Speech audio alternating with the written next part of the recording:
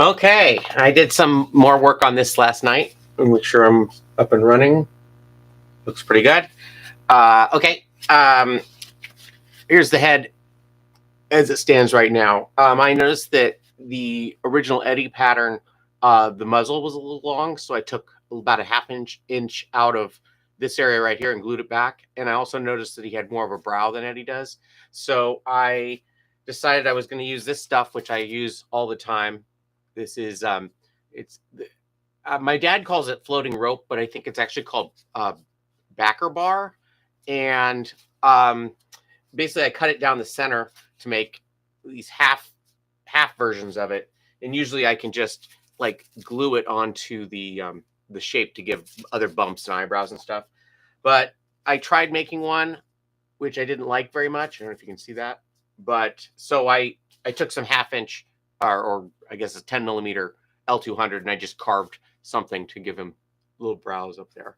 And I also put in some fleece inside the muzzle and inside the lower jaw there, so that it won't be so scratchy on the puppeteer. And I also put a little piece of L200 at the back here to kind of cushion the back to keep it in place. So for all intents and purposes, the head itself is done. Also, I glued together his body, which is exactly like Eddie's body. You can kind of see the actual the puppet that he wants to use this for is also going to have a little vest. So I wanted to make sure that the body would fit one of these little vests. So now on to the next steps. A couple things I'm going to do is I'm going to put some corset boning into the top and the bottom of this. I'll show you what I do.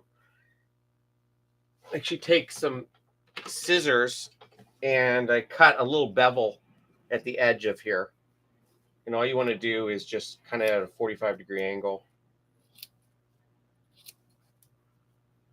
I already did it on the top,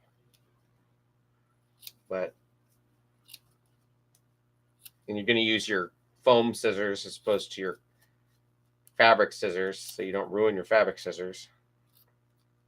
Or as I always say, eventually my fabric scissors become my foam scissors because I end up accidentally grabbing them to cut foam and ruining them. So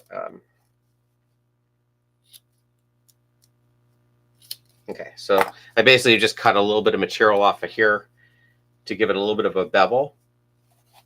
There's a bevel now at the bottom, or actually this is the top and at the bottom.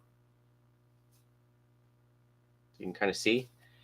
And what I'm going to do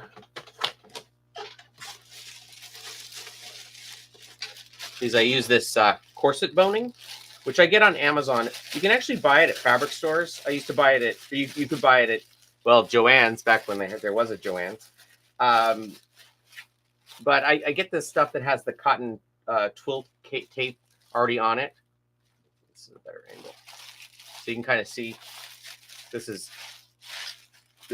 the SKU number if you want to scan it. 12 yards polyester boning, bridal gowns, white, 12mm. And you basically can buy it at most fabric stores by the foot, or by the yard, I guess. But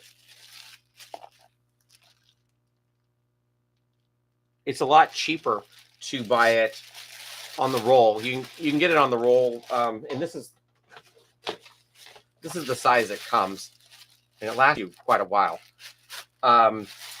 This I think was under $10, and I use it in just about every puppet because even though it's not 100% necessary, it will considerably toughen up your puppet and give it a little bit more longevity down the road. And all you want to do is basically make it the same size as the opening here, and then add about 2 inches to it, maybe even a little bit more. Let's say 3. And then you're going to cut off just the plastic part, about 1.5 inches. Okay, so now you fold one end up, and then fold the other end down, and you overlap them so that the inside edges are both on the inside, and then you bring it to be the size of the opening here. And that's why the bevel is important, is you want to make sure that, I mean, it makes it a little easier to glue it in place and sew it in place. So that's about right. And then I use one of these little clips, sometimes 2 of these little clips. I think I'm going to take a little bit more of the inside liner off, make it a little easier. But basically, I'm going to stick that in there like so. Yeah, I'm going to take a little bit more off.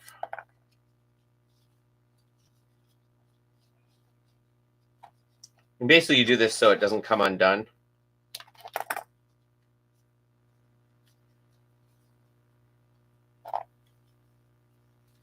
It kind of seals the end.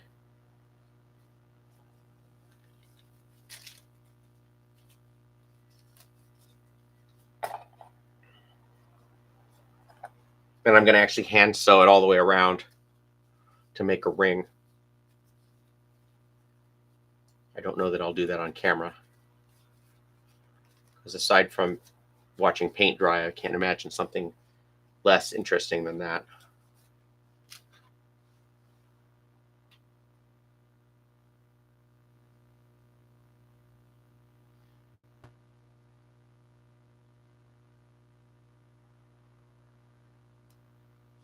Just checking to make sure this thing's filming.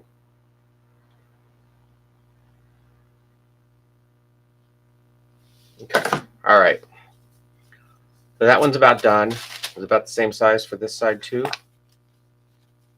Actually, it fits better in the bottom. And you want to make sure that you can get your arm through it too. So make sure, let me just make another one of these real quick.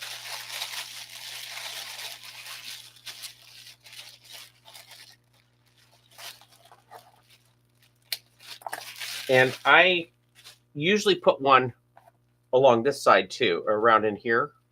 But on the original Eddie, I found that it really interfered with the mouth moving. I think, because I don't think he has it. Let me see. Yeah, he doesn't have a so I'm not putting it in there.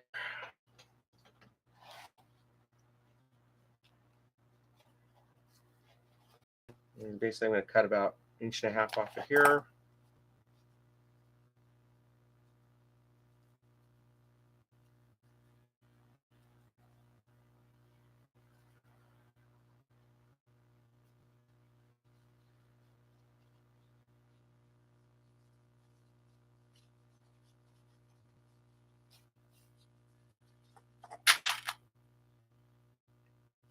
Okay, that's the first thing I'm going to do.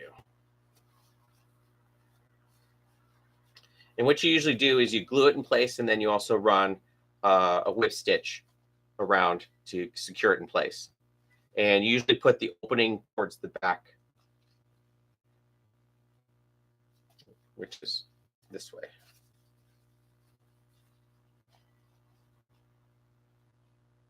So that's the one on the top. Maybe pin it in place, but there's the other side.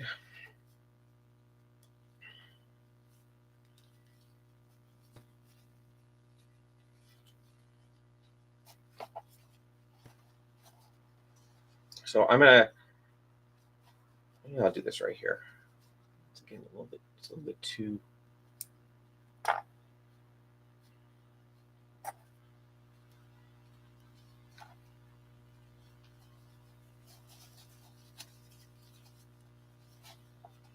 I almost feel like I need to cut a little bit more off of here.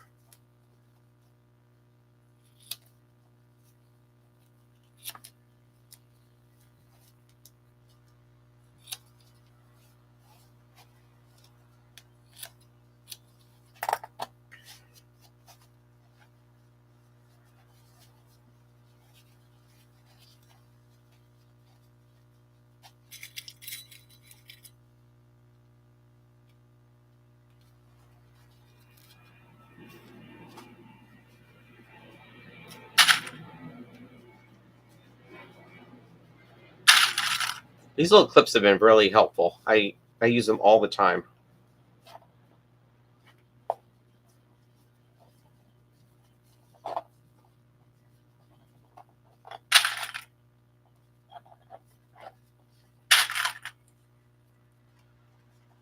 So I'm going to glue these in place.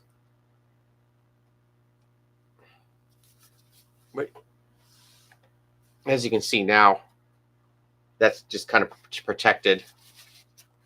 And then that's basically the entire inner lining of the inner structure of Eddie. There is one other thing I'm going to do. I make these little sleeves, and I actually have a pattern for this on my website. If you go to it, it's the only one there that it costs anything. It's like $5, but I use this in every puppet. I have two different versions of it that I use. I usually make, I've tried to make like 10 of them at a time in case some emergency puppet comes along, because this always slows me down. Enough so that you can kind of be tempted to not use it because you don't see it, but it does add to the life of the puppet, just because it's, number one, it's more comfortable for the puppeteer, and it's also it protects the foam from the sweat and stuff from your arm. So there's two different versions of it. There's one with boning in the bottom, and that's for ones that, you know, basically I use them for a couple of different things. One, kind of the quick on and off ones, but also when you have a puppet that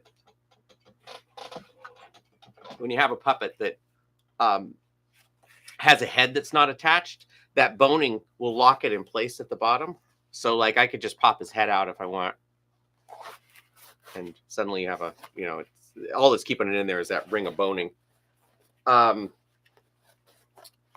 That's for that type of puppet. But because the dog puppets that I make are all kind of one piece, because I hate to have this, there's not really a place to hide the seam unless you, I guess, put a collar on it or something. I have a different version of it that doesn't have the boning at the bottom. And what I end up doing is I just sew it at the bottom here.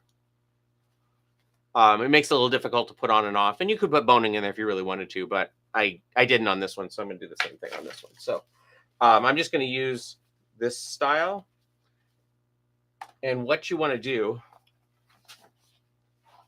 with this is you line up the front and the back seams, and you also see that it's actually you don't turn it before you install it. You actually sew it so that the inside is the right side. And the reason you do that is because once it's all closed up, you won't ever see this part. And so what you do is it has this jersey mesh at the top, which has some stretch to it. So you don't have to custom make these sleeves for each puppet. It's pretty universal. Certainly, if you have a really tall puppet, you could make it longer. Or if you had a gigantic head, you might need to make it a little bigger. But for the most part, this will work on just about every puppet you make. I believe I cut this away on the final. I think it encumbered his neck a little too much, but I could be wrong. I'll see how it works. I did a lot of modifications to Eddie after I built him, because I have performed him a lot, and he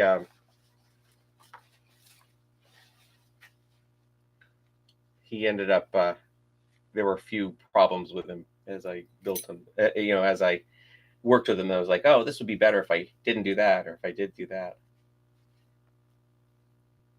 It's all a process. So basically, you pin it all the way around. And what's great about this jersey mesh is, because it's so porous, you can use contact cement where you don't actually have to put contact cement on both sides. You basically just brush it onto this jersey mesh and let it set up, and it will actually absorb through both layers and stick it right in place. And then you run a whip stitch around that.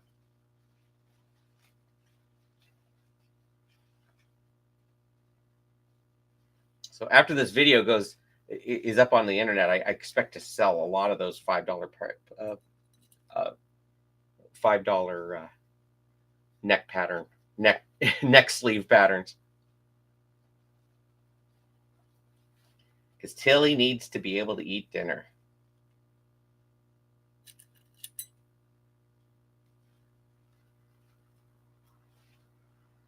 Those of you new, Tilly's my dog.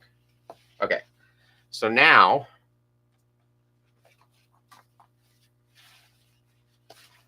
I'll put this all together. Now, also, you could install this the other way, and you'd have a totally different character. But it's because I'm using that vest that you want that kind of dog rib cage thing going on. So now,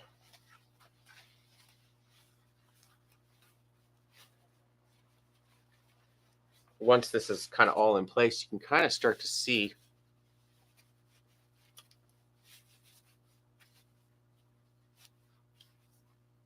how the dog puppet is actually starting to come together. I'm going to glue this now, and I will put on my respirator and do that here.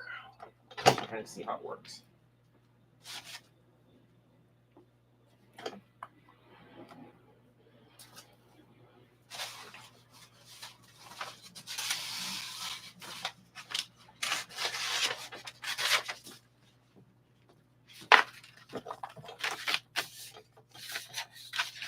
I'm still kind of learning what's best as far as filming these things goes.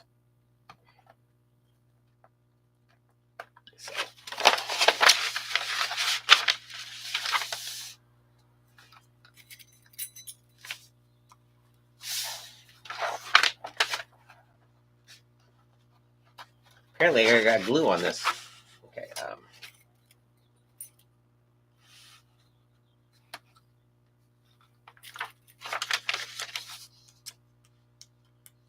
So again, all the process right now that I'm doing, you never see any of this stuff.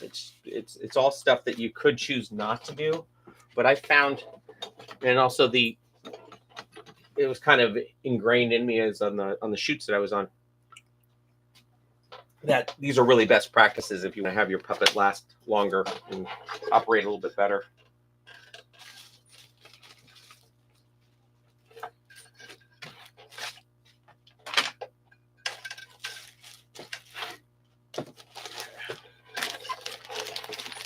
Just to prove that I have my mask.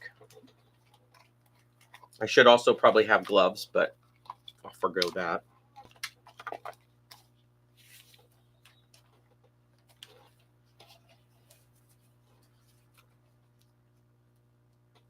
Okay.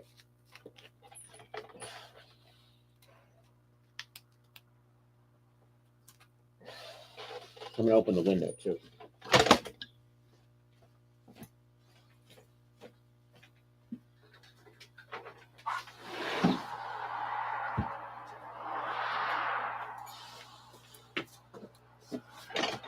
And I live in the flight path, so you're going to hear some planes go by.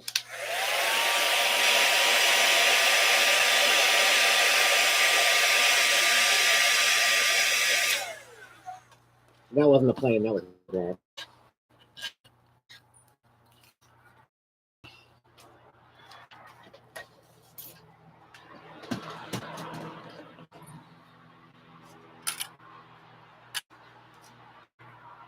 Oh, I can't do these yet. I still got to sew these guys. So I'm just going to do the neck. And then I'll sew the so all you got to do on this, once it's pinned in place, is you just brush it all the way around like so, right over the pins.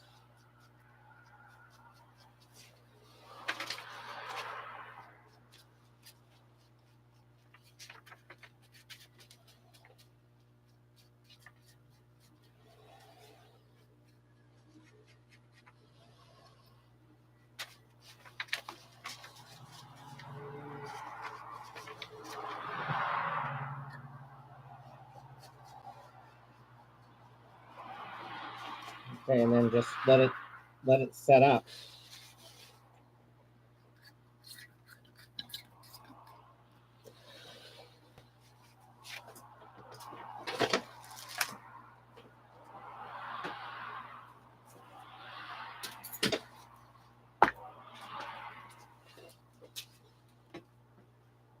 Okay.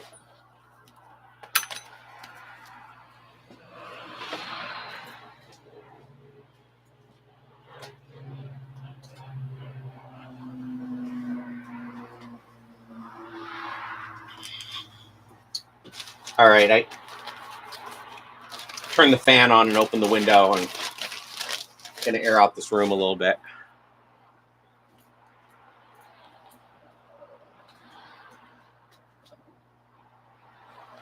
I usually glue outside so I don't have to deal with all that. But... Okay, so let me show you this.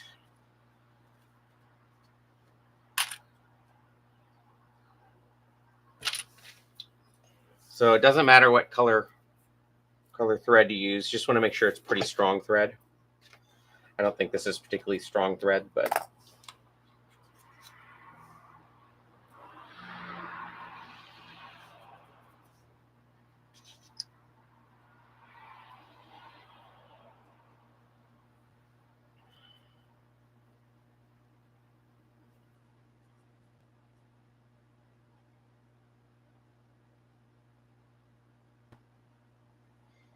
again, the most interesting videos in the world is me waiting for paint to dry or glue to dry, and for me sewing.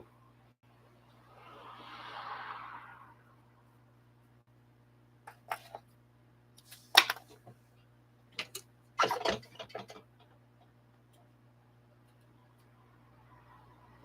think these are my old sewing. All right, see, these are my sewing scissors, and these are my foam scissors. Oh, well, no wonder that's so confusing. Just a second.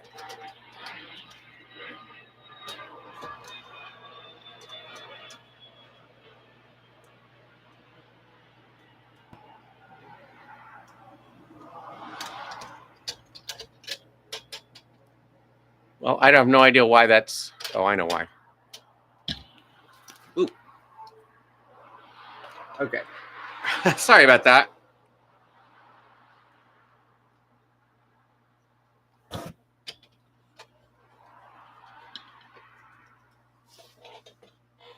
Okay.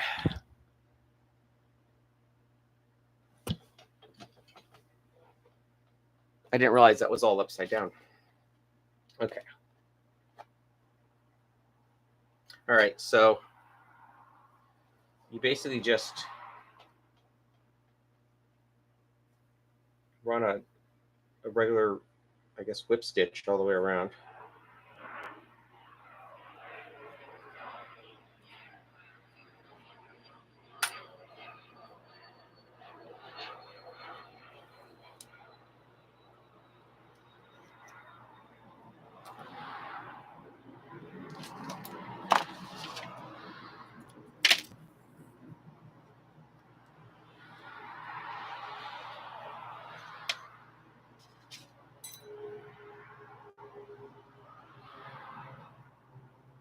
I swear I know how to sew.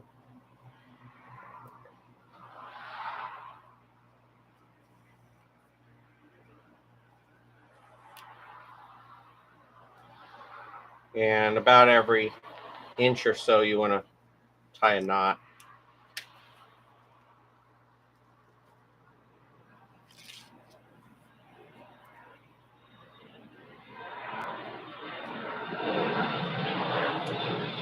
There's one of those planes. Okay, I'm going to shut the window now.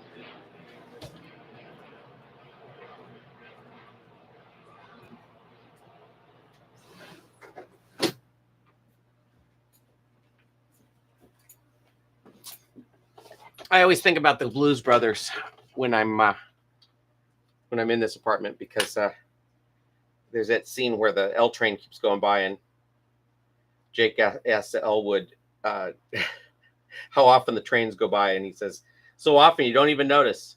And that's the way I am here at this apartment, because the planes go over like every 5 minutes.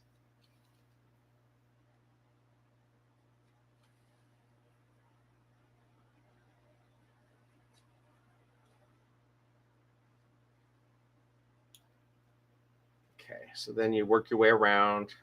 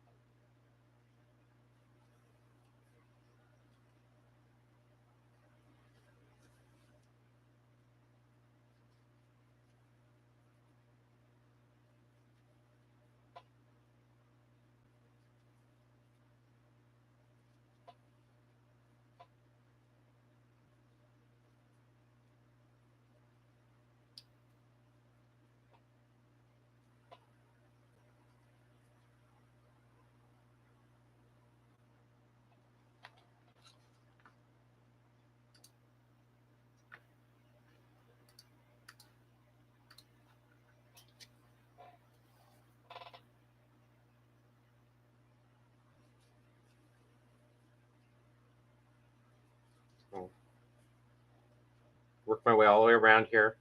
Again, this is just to keep it from falling apart while it's inside the puppet. And you can put more than this boning in. I mean, you get to a point where it's kind of no reason to have that much boning in there, but it is a good way to keep things from falling apart.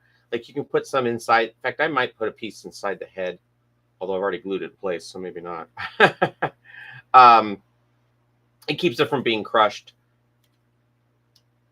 Okay, so you did a double knot there. So I've done one of them.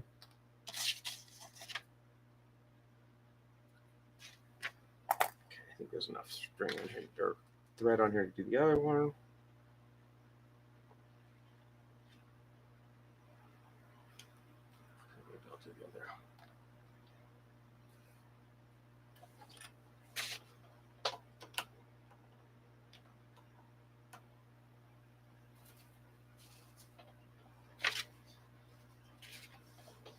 Trying to make it so you can see a little bit better. So I usually, it's tied at the other end, and I usually loop the first one through the 2 pieces of thread here. So that way it kind of ties it off at the end so it doesn't work its way out. So I can just go in there like so, and then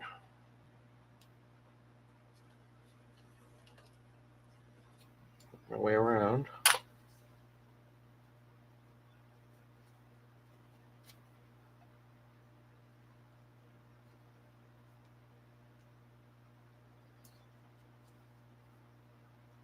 I think I'm probably going to have to rethread this needle. I don't think I have enough to go very far.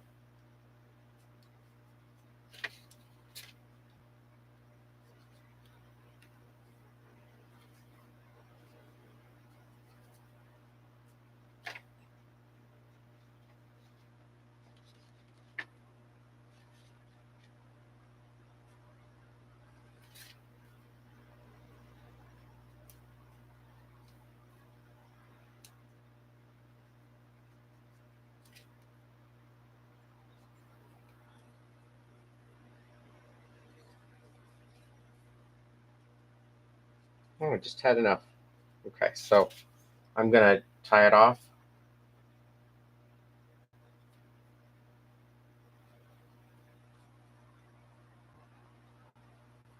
Okay. So I got the 2 rings there. I'm going to put them in place. So this is the, I think the best basically the same. Almost exactly the same.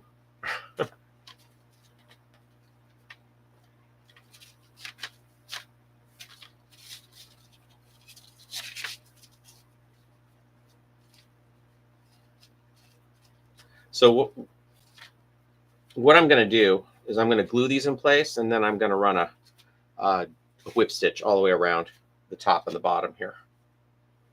But I'm going to do that in a little bit. I'm going to do that outside.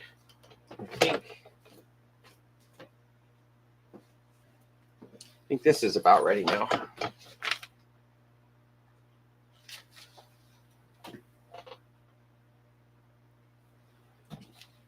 So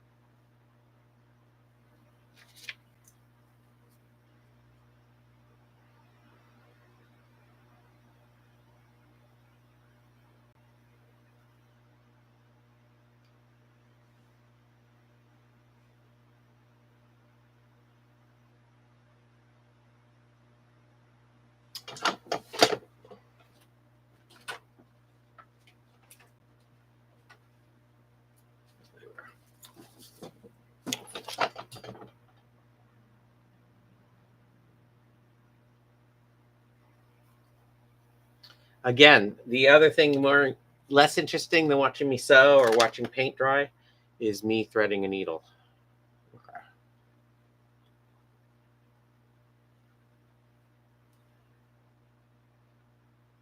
It's funny because one of the things about puppetry I like so much is that it's not such a solo, thing like cartooning is. But then I spend hours and hours sitting at home alone building puppets. So who knows what's okay. So let me zoom in on this.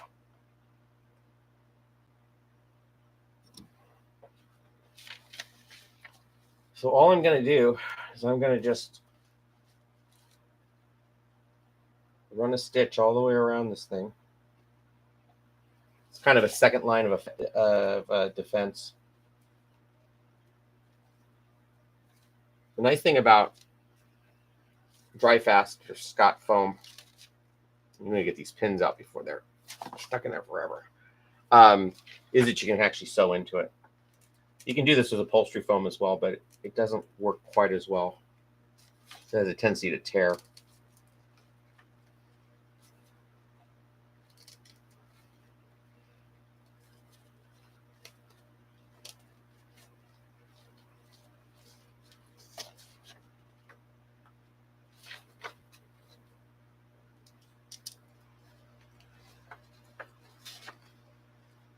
A little knot there.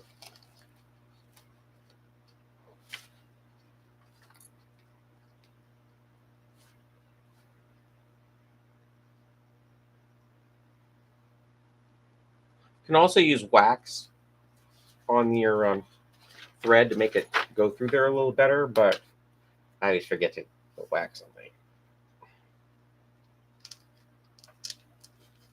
I can't remember the last time I bought a candle. So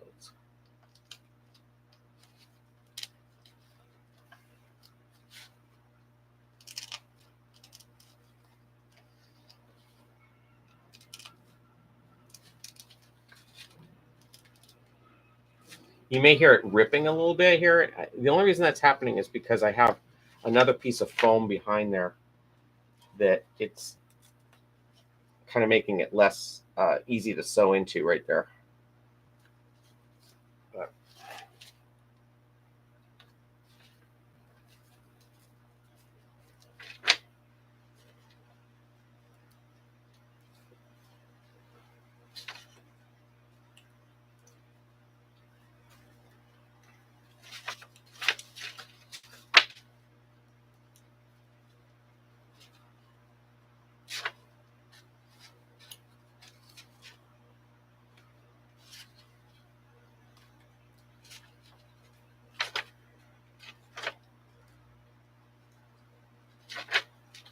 let me see if I can get this on camera here.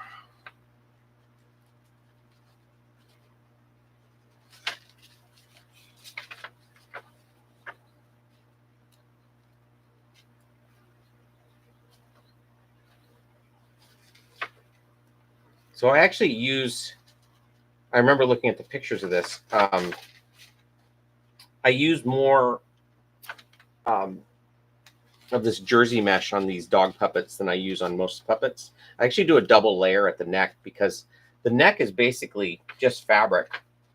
And I want to give it just a little bit more structure than I would on a regular puppet. So I'll show you that as well.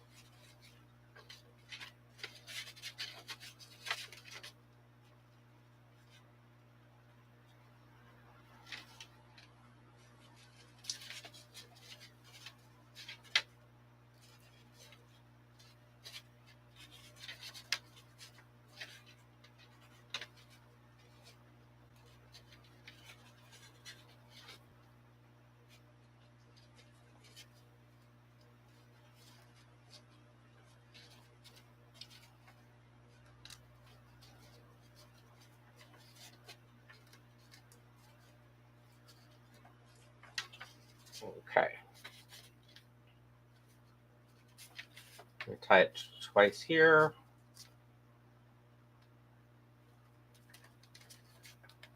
Of course, I missed one of the loops, but that's okay. All right. So now I've got this guy. He's got a neck sleeve. And this is exactly what Eddie looks like on the side, other than having a brow and his muzzle a little different shape. But that's what I want is on the actual puppet. This is the neck. So he's got like a regular head. You can move his head and he can also move his neck up and down. So when that's in place, I got to glue those things in, but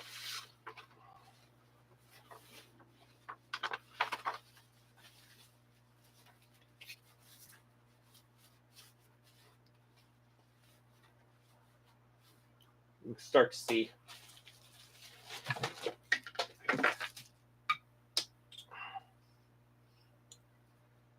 to see kind of how he goes together. This is all just fabric right here. There's no foam in there at all. Okay, so let me put my respirator back on, and I will glue those. Actually, you know what?